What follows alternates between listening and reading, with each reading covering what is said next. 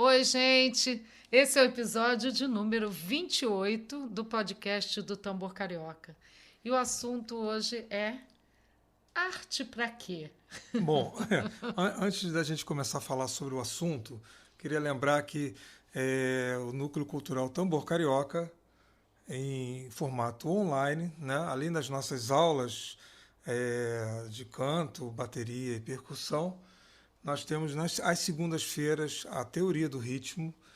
Às quartas-feiras nós publicamos os podcasts e sextas-feiras sempre tem uma base de percussão nova. Essa semana tem frevo, que esse mês agora, de agosto, eu estou dedicando aos ritmos de Pernambuco. Então já teve ciranda, e agora sexta-feira que vem frevo. Tá? Essas postagens que o Sérgio está falando são do canal dele do YouTube, né? Os podcasts também estão em outras plataformas, mas a teoria do ritmo e as bases de percussão são Exatamente. no YouTube, no canal dele. Os podcasts estão no Spotify, né, no YouTube e em outras plataformas. Isso. O canal do Sérgio tem tudo, vale a pena investigar lá, passar por lá. Então, arte para quê? Temos a arte para que a realidade não nos destrua. Quem disse isso foi o filósofo alemão Nietzsche. A arte para que a realidade não nos destrua. Isso é muito bom. E tem uma frase do Ferreira Goulart que completa isso muito bem. Temos arte porque a vida não basta. Exatamente. É muito verdade. E nesse momento de pandemia, o que seríamos de nós sem a arte? Se não tivéssemos música para ouvir, filmes para ver, livros para ler, o que seria? Pois é, acho que principalmente nesse momento específico, né, da pandemia, veio muito à tona a necessidade da arte, né? Por todos os motivos, né? O estar em casa, o que consumir, né? O que com conteúdos, né, artísticos, o quanto que você se sente preenchido, tudo isso, né? Não só a coisa prática mesmo de se distrair, né? Vamos dizer, entretenimento, né? Como algo que também te enriquece, também te constrói, né? A arte nos Exatamente. constrói, na verdade. E há quem viva sem arte? Acho difícil, né? Porque a arte está presente em todos os lugares que ocupamos. Na arquitetura dos nossos prédios, no design dos nossos móveis, nas nossas roupas, objetos, até no toque dos nossos celulares. Ali tem musiquinha, né? Só para falar das coisas do dia a dia. E é engraçado que, se você reparar, tem pessoas, digamos, né, que não ligam a menor para a arte, ou dizem não ligar, ou não. Né? Tem até pessoas que falam mal de artista. Né? Existe, né? Enfim. Não, é engraçado que as pessoas falam mal de artista, mas gostam de arte. Que, se você for pensar bem, né, todas as pessoas vão estar absorvendo, vão estar. Não exatamente absorvendo, vão estar tendo a presença da arte nas suas vidas, muitas vezes sem reparar, né? É o que você falou, até o toque do celular. Né? Teve alguém ali que gravou, que fez a música, então, assim, mesmo as pessoas que se dizem não interessadas em arte, elas acabam tendo situações ou coisas que o artista teve que ter o trabalho dele ali para que aquilo existisse. Que mesmo que não goste, que não queira consumir, ela não tem como escapar da arte. Não, é porque, na verdade, tem coisas que as pessoas não reparam mesmo, né? É quase como não reparasse mesmo. Passou, como você falou, a toque do celular. Coisas assim básicas e que a pessoa não pensa que alguém teve que fazer aquilo, né? Alguém teve que... Então não há como escapar da arte, porque a arte está em todo lugar, não é? E pode ser até que exista pessoa que não goste de música. Eu já ouvi dizer, tem um ator que disse que não gosta de música. Ele não gosta de música. Mas acho que não existe alguém no mundo que... Ator, a pessoa? Exatamente. Nossa. Mas acho que não existe ninguém no mundo que não goste de nenhuma arte. Seja ela música, cinema, ou uma novela de televisão. Acho que é pouco provável que exista uma pessoa assim. Exatamente. Se existir, é uma infeliz, né? Com certeza, com certeza. E tem uma frase do Nietzsche também, né? Porque ele diz que sem música a vida seria um erro. Sim. Então, a gente pode expandir esse sem música, sem arte, né? A vida seria um erro. Até porque, né, se a gente for pensar, a própria vida é traduzida em arte, né? Na arte está a vida. Aí me lembra até o Machado de Assis, que escrevia as crônicas, né, para o jornal, e que teve alguém que perguntou como você consegue ter tanta inspiração, porque tinham que escrever, não sei se era diariamente, né, as crônicas do jornal regularmente. E como ter inspiração, né? Porque fica parecendo que é uma coisa assim que tem que vir do além para você produzir, fazer. E ele falou, não, da vida. Da onde vem a inspiração? Da vida. Né? A crônica, especialmente, é um tipo de linguagem que utiliza muito, né, a vida, o cotidiano e tudo mais, mas mesmo, né, em qualquer arte, tudo, né, se reflete, tudo vai ser um resultado da vida, né? Da vida, de alguma forma. Tem até aquela frase, a arte imita a vida. Não? Falei certo? Falou certo. Ó, na Grécia Antiga, no período clássico, havia um modelo de educação chamado paideia. Era uma educação voltada para a formação cidadã. Esse conceito de cidadão na Grécia Antiga é diferente do que a gente tem hoje. Mas era uma formação da pessoa, né? E dentre as coisas que os meninos estudavam, estava a música. Que a música tinha uma importância grande na formação do cidadão. Né? Infelizmente, né, vale dizer que as meninas não tinham essa educação. Elas eram educadas em casa pela mãe, avó, escravas, enfim. Elas... É incrível que já tinha, né? E a educação também, nessa época, era voltada só para uma determinada classe social, não era para todos. Platão, que era um filósofo grego. A gente fala de Grécia, né? Mas naquela época não existia Grécia, existia aquela região que hoje a gente conhece como Grécia, né? Mas ali eles não se entendiam, eles tinham aquela coisa em comum, eles se entendiam como tendo valores de línguas, várias coisas em comum, mas não existia esse conceito, não existia país nessa época com esse conceito de nação que nós temos. E na época não existia o país, nem a nação, nem o Estado grego. Eram várias cidades-estados, né? Platão teria dito que primeiro devemos educar a alma através da música e a seguir o corpo através da ginástica. Mas muitos anos depois, o poeta, dramaturgo, né, escritor em inglês Shakespeare disse: o homem que não tem a música dentro de si e que não se emociona com um concerto de doces acordes é capaz de traições, de conjuras e de rapinas. O que você acha disso? Muito bom. Não se deve confiar em ninguém que não gosta de música? Quem não gosta de samba, bom sujeito não é. É ruim da cabeça ou doente do pé. Dorival Caymmi. Acho que Dorival Caymmi parece que concordava com Shakespeare. Eu poderia botar quem não gosta de arte, né? E a arte tem a ver com estética, com beleza. Artistas trabalham com isso. Mas nem todos eles, né? E nem sempre a beleza está na arte. Você concorda? Muitas vezes a arte está lá para chocar, para provocar, enfim. Não, sim, com certeza a arte tem, né? Enfim, é um viés da arte atingir as pessoas, né?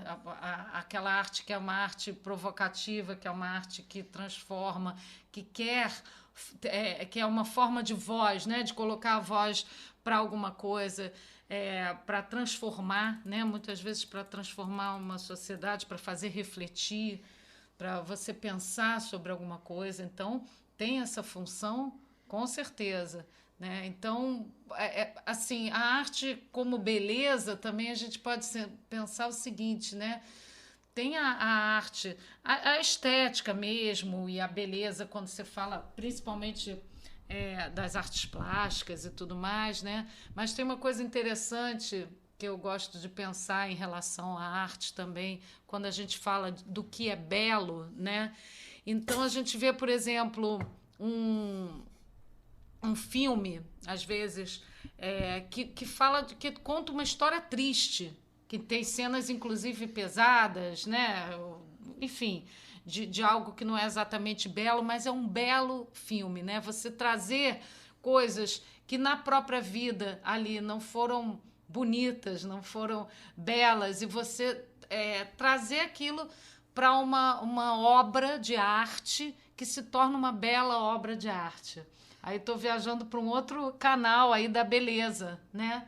Não falando da beleza estética, mas do tanto que, através da arte, a gente pode transformar, ressignificar as vivências, né? Ainda que sejam vivências nem sempre belas no sentido do contexto delas, né? De sofrimentos, de tudo mais. Nem sempre precisa se trabalhar com a beleza. Por exemplo, as charges que a gente vê nos jornais, elas não necessariamente são bonitas. Elas têm arte, evidentemente, que é o desenho, o equilíbrio, a forma, né? As linhas, as proporções e tudo, mas elas são obras de arte que tem uma intenção de provocar, de questionar, de fazer pensar e tudo mais. Uhum. Né? O propósito final dela não é mostrar a beleza, mas é provocar uma reação nas pessoas.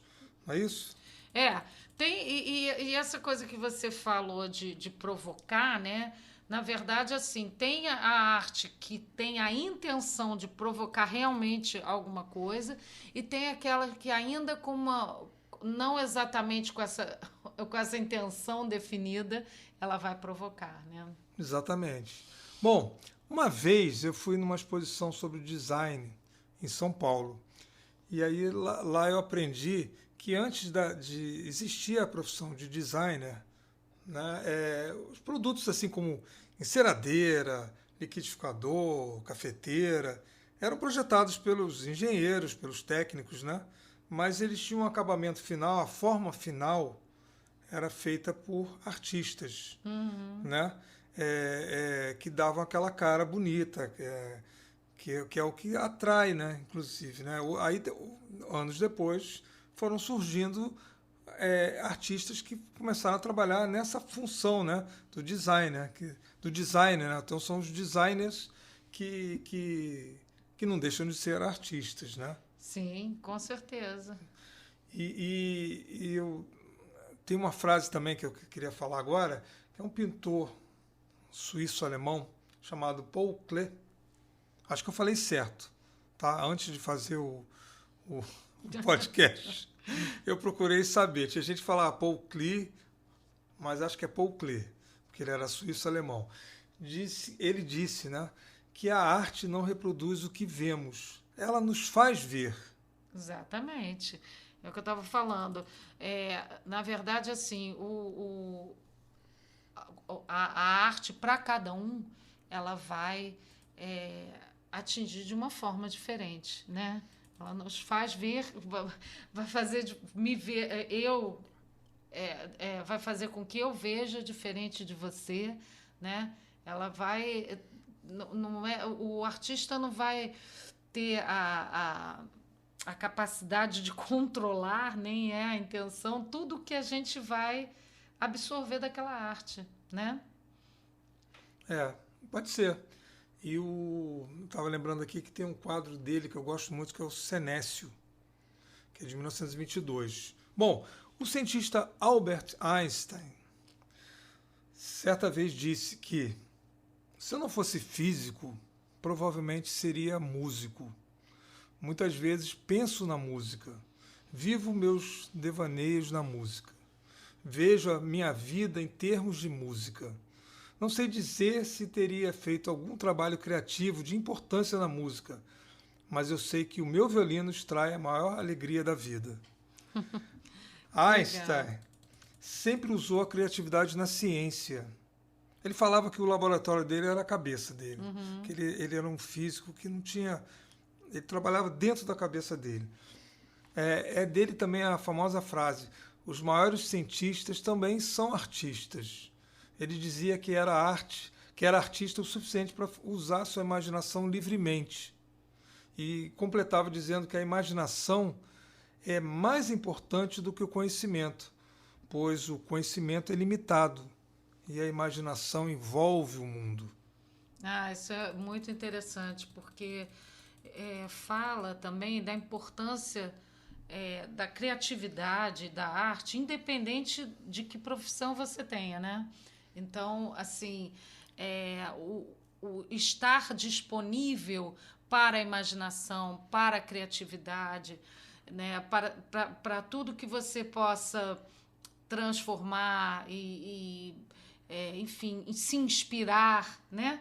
Tudo isso vem através de uma abertura para isso, abertura para essa criatividade, para essa arte. E o cientista, né, tem até aquela história do método científico, né? A pessoa observa um fenômeno, né, ela tem que formular perguntas, questões para tentar explicar aquele fenômeno.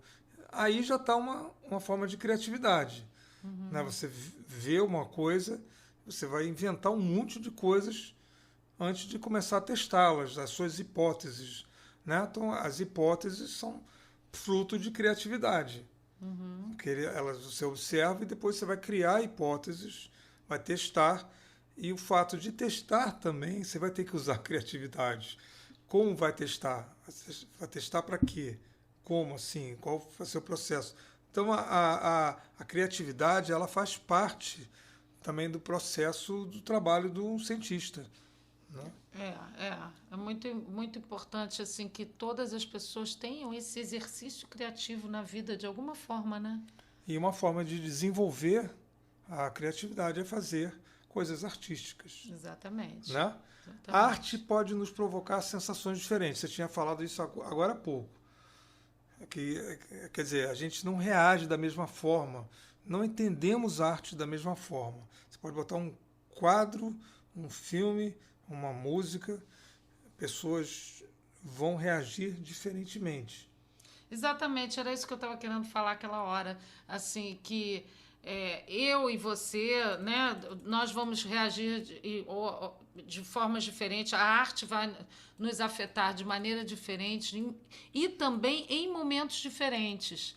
Quer dizer, em algum momento aquela música ou aquela obra de arte, né, vai nos passar alguma coisa, vai nos remeter a alguma camada nossa, né, de uma maneira, num outro momento pode ser diferente. Você entendeu? falou isso, então, teve um podcast que você falou isso, que aconteceu com a música temporal, que quando você fez a música, você compôs essa música perto da gravação do nosso CD Todas as Cores. Então você deve ter feito essa música entre 2009 e 2010.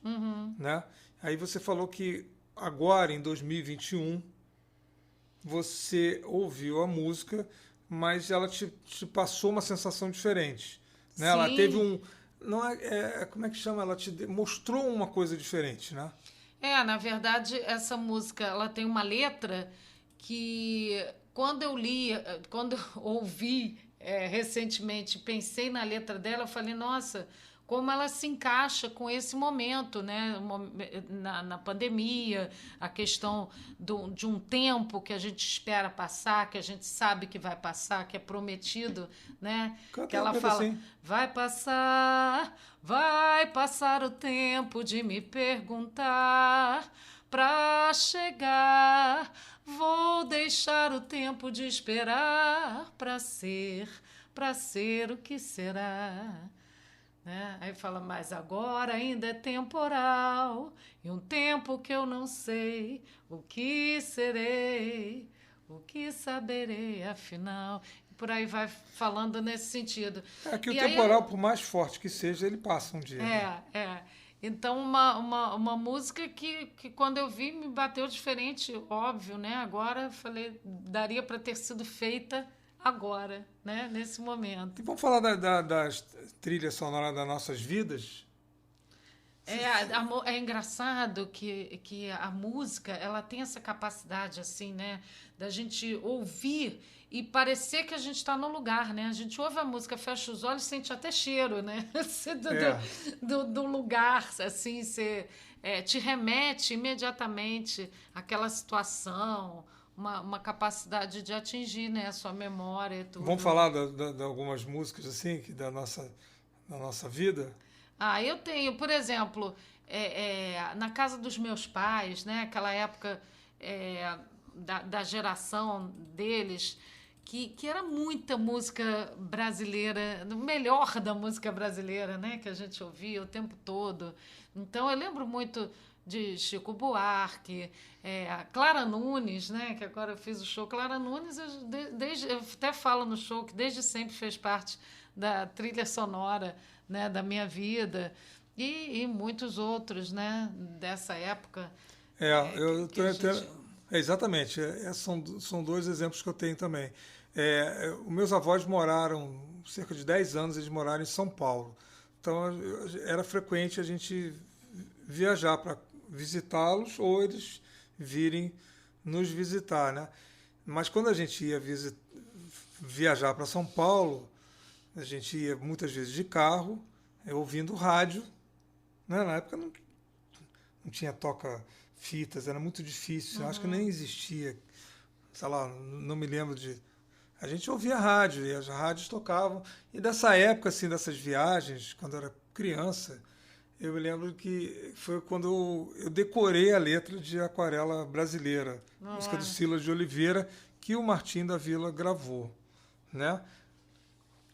E você tem outras lembranças. Sabe uma coisa que eu fiquei muito na cabeça também e que até me ajudou a saber falar a língua italiana, foi as músicas italianas sempre, né? Assim, porque eu fui muito nova para a Itália. Meu pai foi trabalhar lá e depois a gente ficava ouvindo muito. É uma lembrança que eu tenho também muito grande de músicas italianas, assim. Exatamente. Você conta isso. E eu lembro também que tinha uma determinada época, eu era criança ainda também, eu devia ter uns 10, 11 anos, a gente frequentava uma casa em Mendes, de uns parentes, e eu me lembro assim que era muito comum eles ouvindo Chico Buarque. Tinha 2 discos que eles ouviam muito lá, que eu ouvia por tabela, que era o Chico Buarque, o disco chamado Chico Buarque, e o outro que era os Meus Caros Amigos. Era uma coisa que eu ouvia muito na minha infância. Acho que eu sei de cor. E eu já tinha essa coisa de cantar, né? Já ficava cantando, então eu tinha... Já cantava essas músicas, já cantava junto. Eu ficava na piscina. Em 1973, eu tinha 8 anos. Isso é uma história já mais antiga, né, do que essa da piscina aí.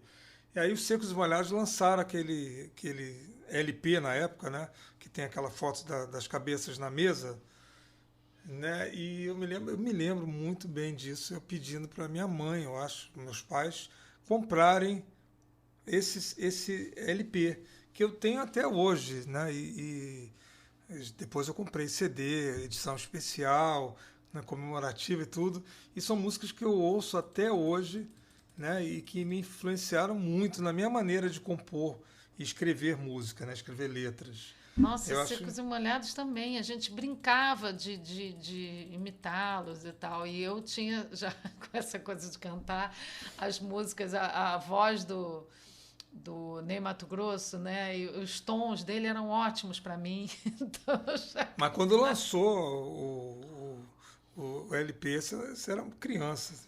Era criança, mas brincava disso, gente. Eu brincava de fazer show, falava, botava lá para os meus pais assistirem, para todo mundo assistir. A gente brincava de fazer show. Uma outra lembrança antiga, mas não tão antiga que eu tenho, é da época de ginásio. Eu tinha uns 14, 15 anos e tinha um amigo meu, que era bem amigo meu, A gente adorava música e a gente combinava de guardar o dinheiro do lanche, em vez de gastar o lanche, a gente guardava, ficava uma semana sem lanchar e na sexta-feira nós dois íamos à loja de disco comprar um LP. Então a gente juntava dinheiro de 5 lanches, né? E no final da semana comprava um LP. Quando o LP era duplo, eram 2 semanas sem lanchar. Gente, tadinho, que bonitinho, que amor pela música, né? Muito fofo isso. Olha, e assim, arte pra quê, né? Voltando à nossa primeira pergunta. Aí eu falo aqui, eu acho que a arte não só na prática, né, da arte. Prática é ótimo, mas assim, né, de você poder ver filmes, de você ouvir a música, né, de tudo que se adquire de arte, enfim, arte como entretenimento também, tudo mais. A arte Mas como terapia também. mas assim, para além de tudo que a arte pode nos proporcionar, né? Eu acho que é interessante a gente ter um olhar da vida conjugada com a arte, não é algo separado. Tem a vida e a arte, que eu gosto ou não gosto. Não, a vida é a arte é a vida, né? Eu penso muito assim, e eu acho que é muito interessante que a gente se coloque de alguma forma como um artista da nossa vida, na nossa vida, né? Com um olhar poético sobre a nossa vida, que a gente encare a nossa vida como uma obra de arte. E isso não são só palavras, né? Na prática, a gente encarar a nossa vida como obra de arte, a gente ter um olhar de artista sobre a nossa vida, quer dizer, primeiro, que a gente entenda, né, entenda que a gente vai estar em constante transformação, que a gente entenda que a gente pode ter olhares diferentes para tudo que nos acontece, que a gente entenda que a gente pode ressignificar e fazer de algo, de tudo, aliás, né, de tudo que acontece na nossa vida, transformar isso de uma forma bela. Então, quando a gente tem acesso a essas ferramentas da arte, né, a gente consegue fazer isso, porque a arte, ela precisa, a matéria-prima da arte é a nossa vida, né? São os nossos sentimentos, são as nossas vivências e tudo mais. Então, assim, quando a gente abre esse canal para ter a arte como uma forma da gente ressignificar tudo que a gente vive, né? É maravilhoso, é maravilhoso. Primeiro porque você vê que tudo pode se transformar em algo belo. Essas coisas que falam, tudo é aprendizado, né?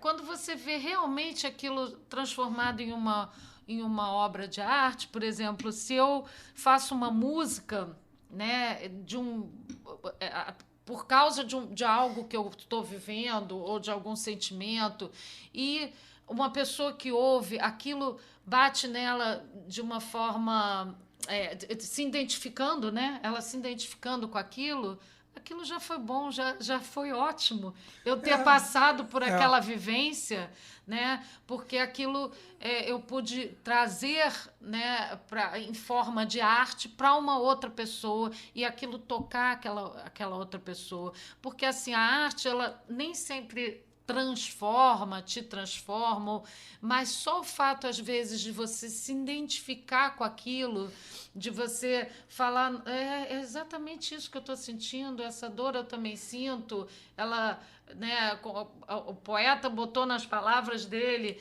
aquilo que eu senti, né, de verdade, porque todos somos humanos, todos vivemos, né, então a gente vai se identificar com muita coisa, né, isso já é bom, isso já faz bem, né?